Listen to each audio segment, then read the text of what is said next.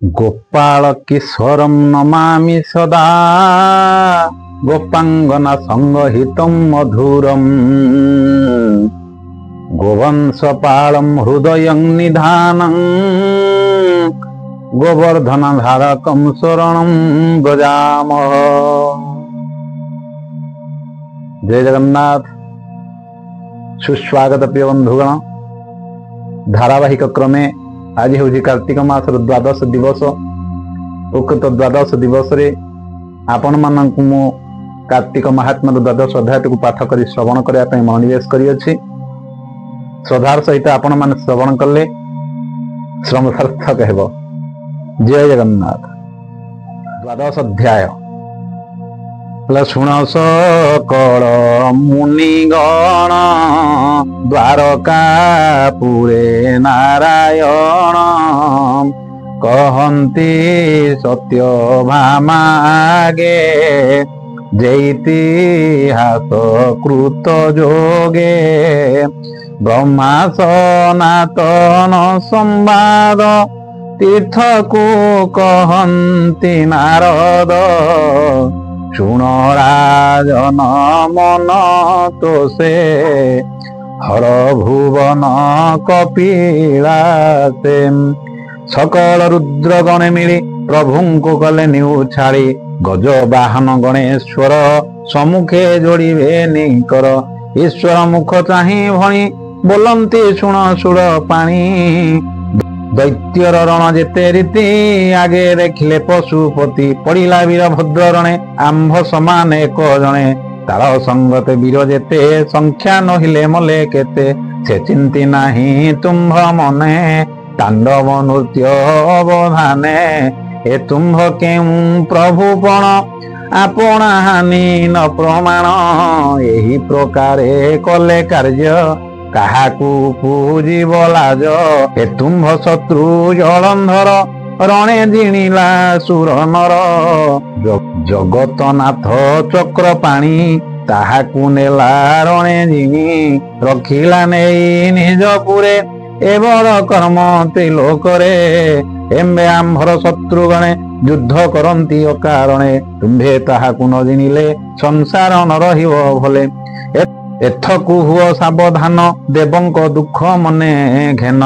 हेमंत गणेश वचने ते विश्वनाथ अवधाने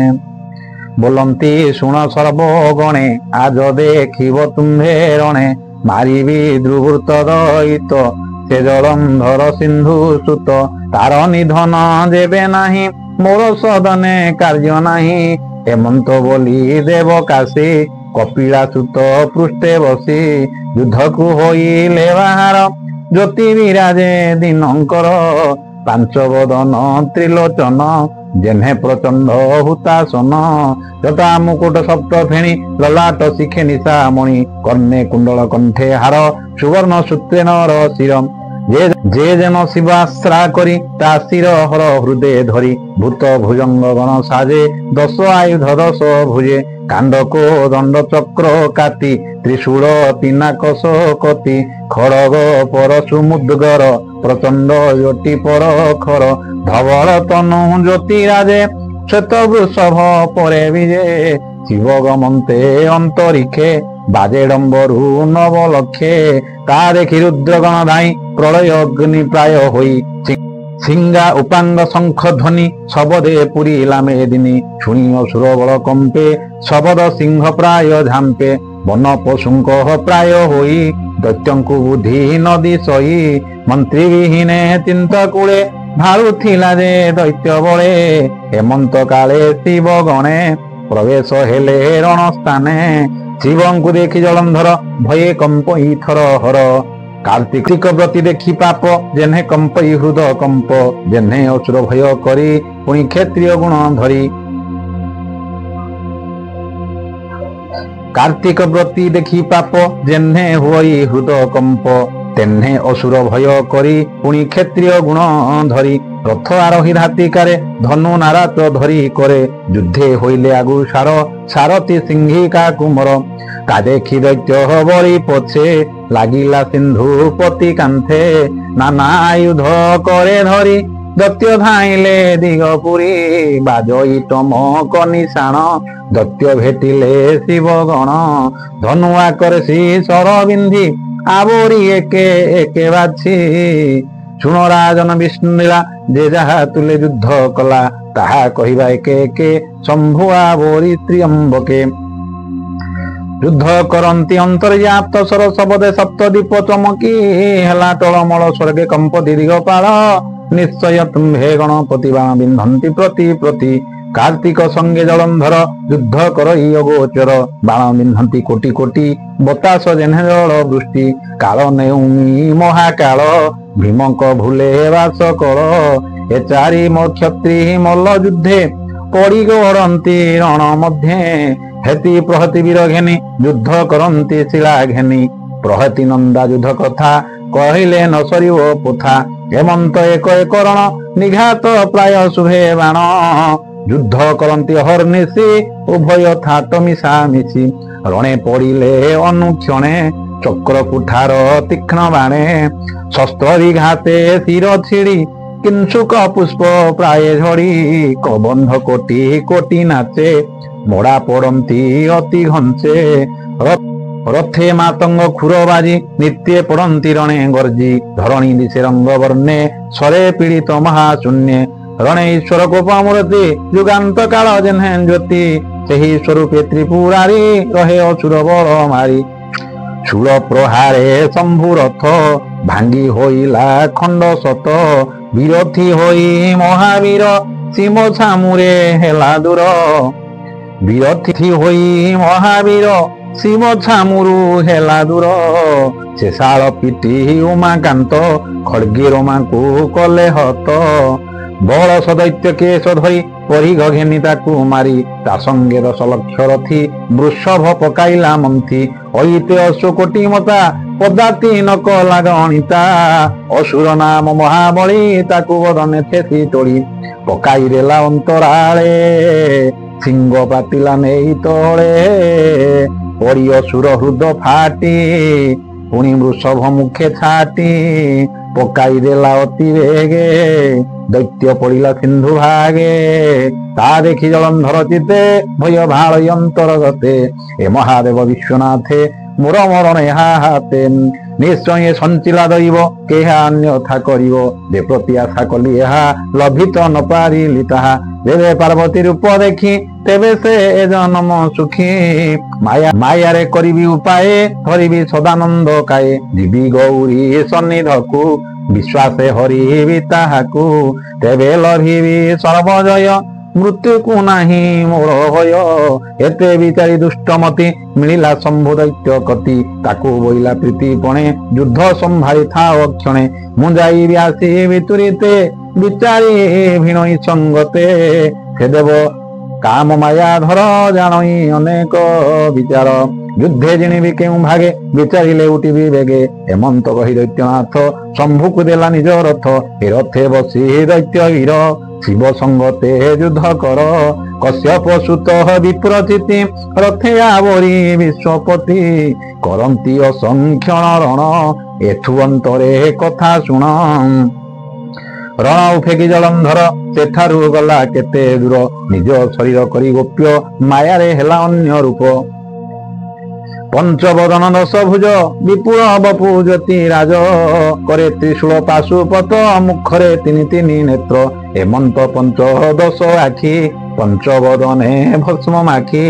रुकुटी कुटी कुटी हिलक पाळे अर्धशीतांशु ज्योति जळे शिरे मुकुट जटा भार छवि पड़ुछि गंगाधार कंठे लविंद अस्थिमाल श्रवणे मकहर कुंडल श्वेत वृषभ पृष्ठ जोगे गमन कपिलास मार्गे विविध रत्न मणिगंजे वृषभ मंडू अच्छी संचे सुवर्ण संख्ये 100 हीरा रत्न मुकुट मणि तोरा कपाले 100 चुनाय चांद मध्यमाणिकर बिंद घागुड़ी घंट घंटी माले लंबी पड़ी वक्षस्थले पादे नुपुर 4 साजे चालंते ऋणु झुणु बाजे ताटर केश नेत्र तुड़ी पारिजात को फूल फूली सुवर्ण दौड़ी सुरेखे दर्पण पंथी बेनी पासे ଶ୍ଵେତ ଚାମର ପ୍ରାୟ ପୁଚ୍ଛ ହର ବୃଷଭ ଉପଲକ୍ଷ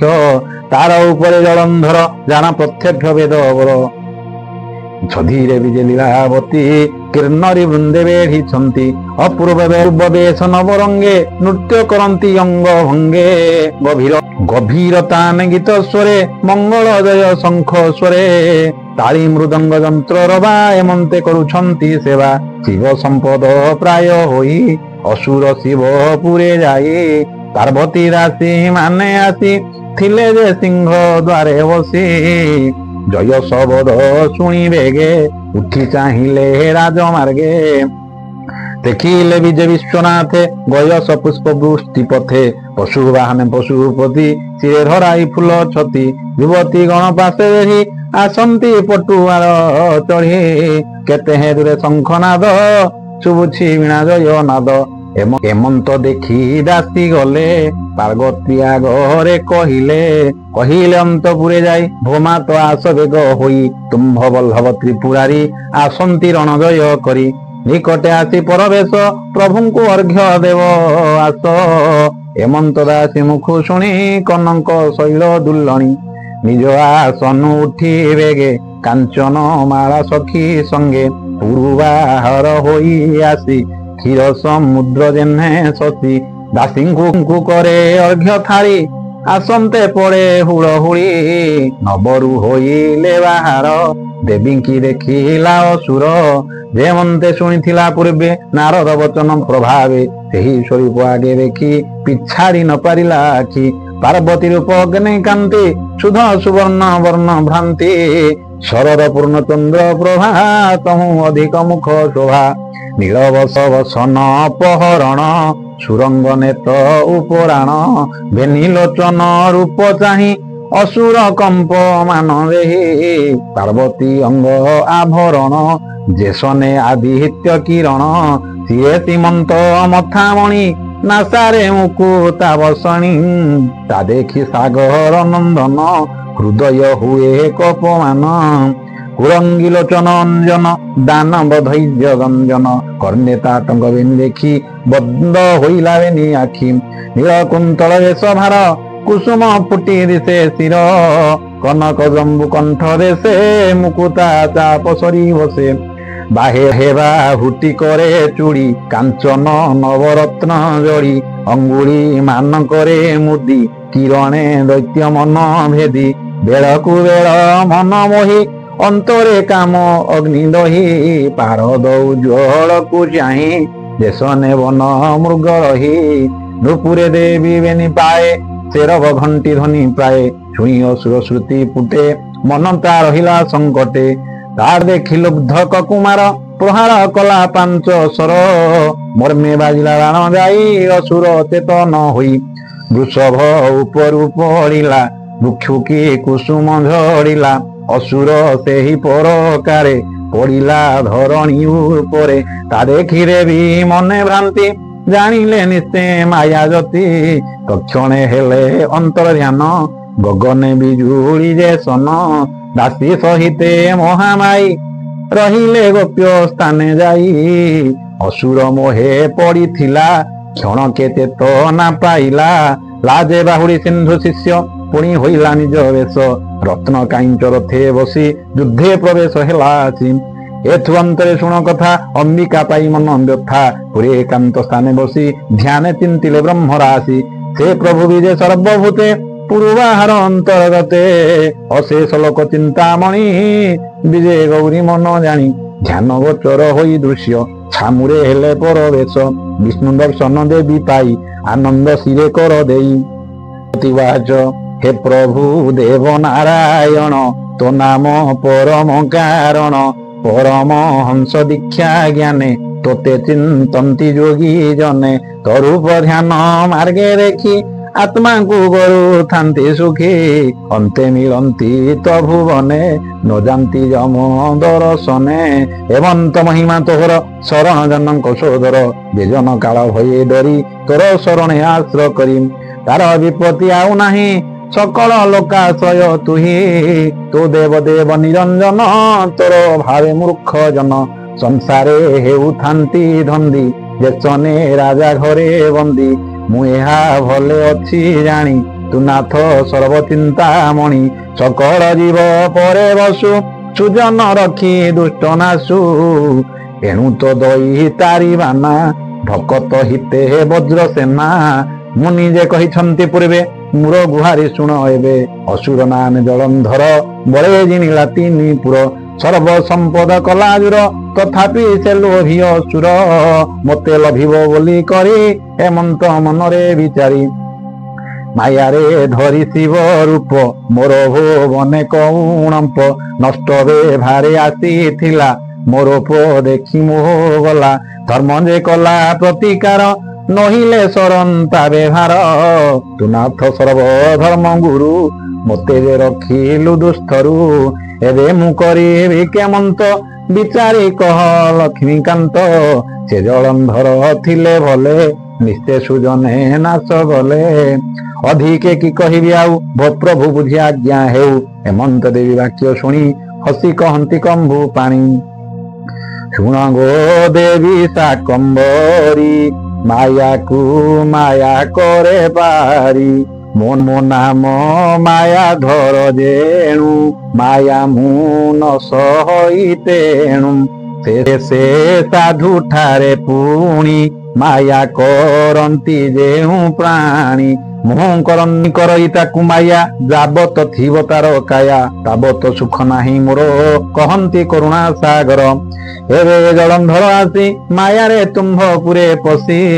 ଏବେ ଲଭିଲା ଯେଉଁ କାର୍ଯ୍ୟ ଆମ୍ଭେ କରିବା ମାୟା ଆଜ ସେ ଆଗ କଲା କର୍ମ ନାଶ ପଛନ୍ତେ ନାହିଁ କିଛି ଦୋଷ ଯେ ଯେଉଁ ରୂପେ ଅପରାଧୀ ଆମ୍ଭେ କରିବା ସେହି ବୁଦ୍ଧି ତାର ଯୁବତୀ ସଦାଚାରେ ଦୈତ୍ୟ ଅକ୍ଷୟ ତିନି ପୁରେ ତାହା କରିବୁ ଆମ୍ଭେ ନାଶ ତେବେ ମରିବ ସିନ୍ଧୁ ଶିଷ୍ୟ ଏତେକ କହି ଭଗବାନ ସେଠାରୁ ହେଲେ ଅନ୍ତର ଧ୍ୟାନ ବିଷ୍ଣୁ ବଚନେ ମହାମାଏ ମନରୁ ଛାଡ଼ିଲେ ସଂଶୟ ସେ ଦୁର୍ଗା ମାଧବ ଚରଣେ ମୋ ମନ ରହୁଅ ଅନୁକ୍ଷଣେ ଭଣଇ ମହାଦେବ ଦାସ ସୁଜନ କ୍ଷମା କର ଦୋଷ ଭଣଇ ମହାଦେବ ଦାସ ସୁଜନେ କ୍ଷମା କର ଦୋଷ हरि ओम शांति। इति श्री पद्म पुराणे उत्तरखंडे कार्तिक महात्म्ये जलंधर माया विधाने नाम द्वादशोऽध्यायः। सर्वे भवन्तु सुखिनः सर्वे सन्तु निरामया सर्वे भद्राणि पश्यन्तु मा कश्चित् दुःखभाग् भवेत्।